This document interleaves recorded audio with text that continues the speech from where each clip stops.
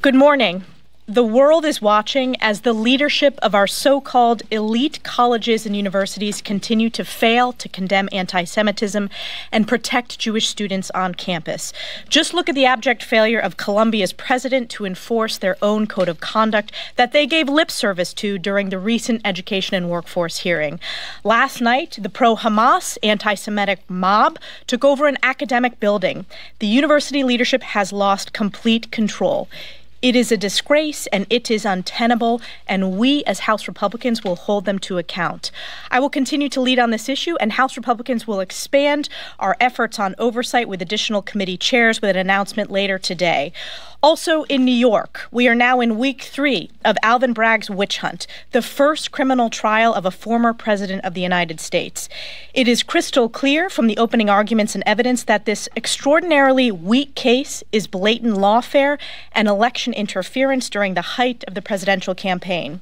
While the violent crime crisis rages in New York, Manhattan DA Alvin Bragg brought bogus felony charges against President Trump for the non-felony of booking a 2017 nuisance claim as a legal expense. Under this bogus legal theory, this somehow impacted the election. This theory is so baseless that it was previously passed over by the prior Manhattan DA, the Manhattan U.S. Attorney, the Federal Election Commission, and Alvin Bragg himself. But a top political appointee in the Biden Justice Department was deployed to Bragg's office to go after Joe Biden's top political opponent and the Republican nominee, Donald J. Trump.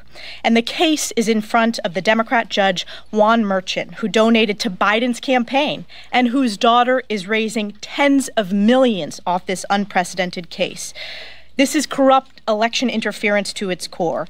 Even a former Clinton federal judge said Judge Merchan must recuse. What was Merchan's response? He retaliated against President Trump with an unconstitutional gag order. Last week, the House Judiciary Committee, under the leadership of Chairman Jim Jordan, released a scathing report highlighting Bragg's political investigation and prosecution of President Trump, calling it a direct threat to our republic. Democrats' corrupt and desperate witch hunts against President Trump must come to an end. This is lawfare and blatant election interference, and the American people know it. That is why today I filed an official complaint with the Department of Justice Office of Professional Responsibility on Joe Biden's special counsel Jack Smith for his clear and illegal efforts of election interference. We will fight the Democrats' unjust lawfare and expose this corruption, whether it is in New York, Atlanta, or here in Washington, D.C. This is an important responsibility of our oversight.